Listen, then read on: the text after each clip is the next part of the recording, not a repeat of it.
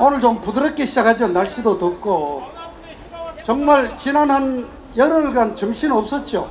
세상이 도대체 어떻게 될지 아마 정신이 아주 혼란스러웠을 겁니다. 근데 이 중요한 시기에 저 문재인이 어디 있었습니까? 자, 지난주에 볼턴 미 백악관 안보 보좌관이 와서 청와대에 들어왔는데 문재인이 부산 내려가서 거북선 횟집에서 회 먹었대요. 아니, 거북선 횟집에 가면 이순신 장군이 갑자기 나타납니까? 그 다음에 제주도에서 2박 3일 휴가 보낸 사람이 갑자기 이번 주죠. 그러니까 그때는 다음 주 휴가 안 간다고 그랬다고. 그 제주도는 휴가 간 거 아니에요? 그리고 또 이번 주 들어와서 휴가 안 간다고 선언한 문재인이가 대통령 전용 별장인 진해 앞바다 저도 갔잖아요. 그 대통령 전용 별장인데 거기 가는 거 휴가 아니에요? 이 사람 도대체 밥 먹듯이 거짓말을 하는데, 자, 일주일 사이에 북한이 미사일을 3번이나 쐈습니다. 작년 판문점 회담 때 정은이, 재인이가 약속을 했죠. 앞으로는 새벽 잠을 깨운 일이 없도록 하겠다고. 근데 이번 주에 일주일 사이에 미사일을 새벽마다 3번을 쐈는데, 그래, NSC 국가안보 회의를 열었습니다. 그럼 문재인이 참석 안 했습니다. 그럼 도대체 청와대를 차지하고 있는 문재인이 지금 뭐 하고 있는 거예요? 그래서 기자들이 물었어요. 청와대에 왜 NSC 회의에 대통령이 참석하지 않느냐? 청와대 답변이 이렇습니다. 문재인이는 지금 평화를 입으로 떠들고 있는데 어떻게 전쟁 회의를 할 수가 있느냐? 또 한 가지 답이 있습니다. 이게 아마 더 솔직한 걸 겁니다. 김정은이를 다시 만나야 되는데 어떻게 NSC 회의를 하겠느냐, 이겁니다. 지금 이 문재인이는 대한민국 5천만 국민은 눈에도 없어요. 그저 김정은이한테 어떻게 하면 잘 보이느냐만 생각하고 있는 이 잡종들입니다. 이게 바로 이른바 토착 빨갱이들입니다. 자, 앞서 일본과의 갈등을 많은 분들이 얘기했는데 제가 또 좀 다른 시각에서 한 말씀 드리죠. 자, 우리는 깨어난 자유시민이자 우리는 진실을 알아야 합니다. 자, 어제 일본이 한 조치는 전략물자 제3국에 넘어가서 무기가 되거나 화학무기가 되는 이러한 전략물자를 수출할 때는 어느 나라든지 전략물자에 대해서는 수출 규제를 하고 있습니다. 그런데 우리의 우방국, 믿을 수 있는 선진 국가들에게는 그 심사 제도를 적용하지 않는 특별 우대 조치를 취하는 나라가 있습니다. 그게 일본은 화이트리스트 국가로 해서 우리 대한민국을 포함해서 27개가 있었습니다. 거기에서 우리 대한민국을 이제 빼겠다는 겁니다. 그 이유가 뭡니까?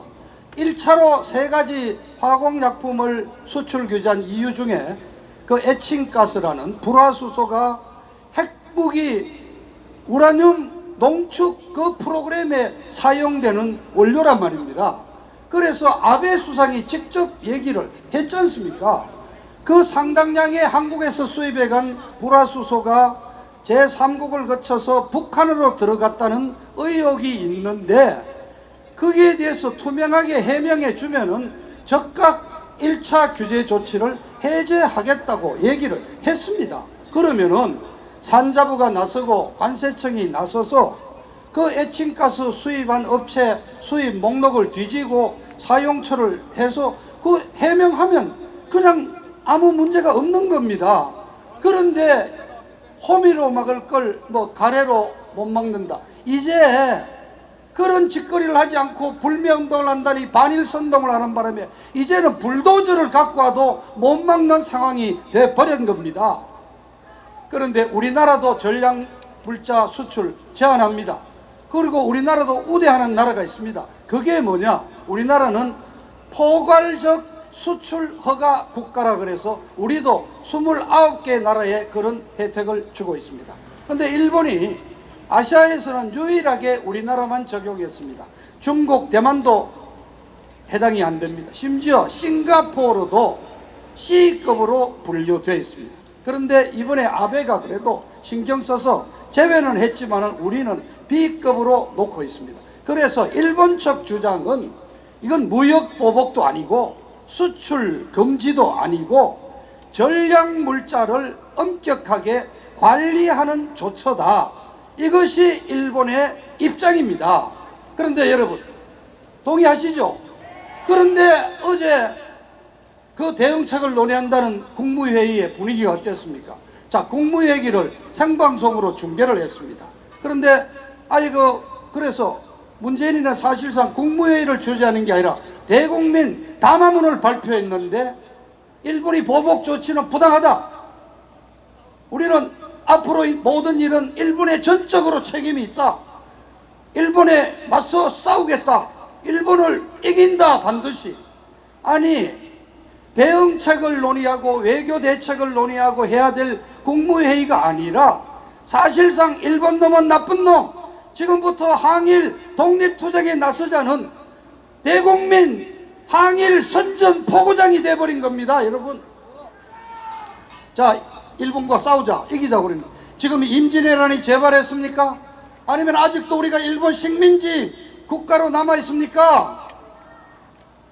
관제 애국주의를 동원하고 관제 반일 선동을 하고 있습니다. 이게 맥혀들고 있습니까?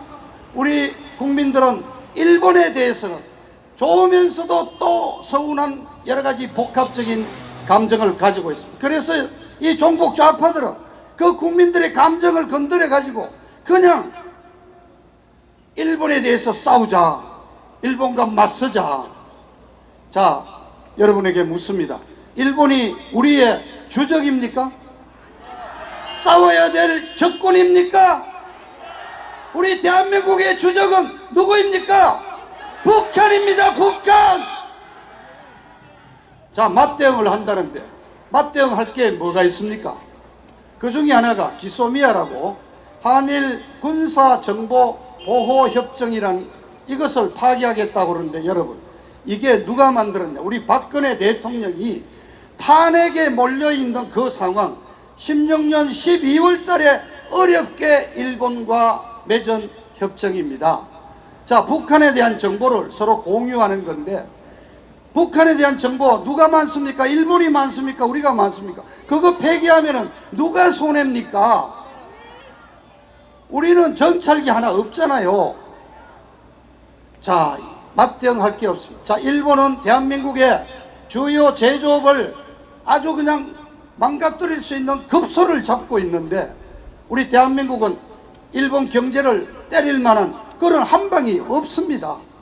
우리나라는 기초 부문이 약하고 우리는 응용기술이 발달돼서 국제적인 분업체계에서 우리는 일본, 미국, 중국 등등에서 부속품을 사와가지고 조립을 해서 상품으로 만들어내는 최종 단계의 응용 기술이 강하기 때문에 이렇게 반도체 강국이 됐는데 우리는 일본을 한 방에 거꾸로 때릴 그런 결정타가 없습니다. 그래서 이 싸움은 이기기 힘든 싸움입니다. 이길 수 없는 싸움입니다. 여러분, 우리 애국시민 여러분, 미국과 중국이 지금 무역 갈등을 2년째 벌이고 있지 않습니까? 보셨잖아요. 시진핑이가 지금 트럼프한테 질질 끌려다니고 있지 않습니까? 질 수 없는 싸움을 이 자들이 왜 걸고 났습니까? 간단히 두 가지. 첫째, 친북, 친중 이 노선을 계속 가기 위해서입니다. 친북을 하기 위해서 가장 미운 털이 박힌 게 바로 한미일 삼각동맹체제인데 우리는 바로 이 삼각동맹체제에서 지난 50년간 경제성장, 경제 강국을 만들 수 있었던 겁니다. 그래서 얘들의 속셈은 반미를 하고 주한미군 철수시키고 그리고 연방제로 가고 싶은데 반미를 바로 못 가니까 지금 반일부터 시작해서 반일, 반미 이렇게 가겠다는 의도가 깔려 있습니다. 그리고 두 번째는 뭡니까? 아까 말했듯이 일본에 대한 우리 국민 감정을 건드려 가지고 완전히 우리 지금 국문을 분열시키고 있는 겁니다. 국민들이 따르면 따른 대로, 따르지 않으면 안 따른 대로 대깨문이라고 있죠. 대가리가 깨져도 문재인 지지하겠다는 그런 대깨문들하고 관제 언론을 동원해서 친일 반일 이 프레임으로 걸고 가서 우리 대한민국 국민을 완전히 그냥 반일 선동 죽창 들고 싸우자는 거로 끌고 가겠다. 이게 바로 내년 선거 치르는데도 유리하다는 아예 민주당 비밀 문서까지 나왔지 않습니까? 자, 이렇게 가면 되겠습니다. 일본을 상대하는 데 있어서 우리는 친일 반일 두 가지만 있는 게 아닙니다. 여러분, 제3의 길이 있습니다. 일본을 알아야 합니다. 그러면 지1이 있습니다. 일본을 써먹어야 됩니다. 일본 기술을 써먹고 일본 자본을 가져와서 우리가 투자해야 됩니다. 용일 운동이 있습니다. 그리고 일본과 사이좋게 지내는 우호 동맹을 맺는 우일도 있는 것입니다. 여러분, 박정희 대통령이 65년에 결단을 내려서 한일 협정을 맺었던 그 동기가 바로 일본을 써먹고 일본을 우호동맹을 맺어서 일본으로부터 도움을 받아서 지금 대한민국이 이루어진 것이 아닙니까? 자, 앞으로 전개에 따라서 일본이 금융 어떤 조치를 취하면 어떤 전문가들은 제2의 IMF 아니다, IMF보다도 더 심각한 경제 쓰나미가 올 수 있다는 경고를 하고 있습니다. 자, 여러분, 일본에 어제 규제 조치 발효되는 날이 이달 28일입니다. 25일이 남아 있습니다. 이 25일은 짧다면 짧지만은 잘 활용하고 슬기롭게 대처하고 산업적으로 대처하고 외교로 잘 대처하면은 이 난국을 풀 수 있는 충분한 기간이기도 합니다. 그러나 문재인 이 좌파 정부 완전히 외눈배기 황소 고집에 쏘가지가 좁아 터져서 죽창 들고 싸우자는 겁니다. 이 길은 여러분 대한민국을 망하게 하는 길, 망국으로 끌고 가는 길입니다. 문재인이 끌어내셔야 합니다. 8.15가 다가오고 있습니다. 홍콩 시위를 본받읍시다. 100만 명이요, 서울역으로, 시청광장으로, 광화문으로 나와라.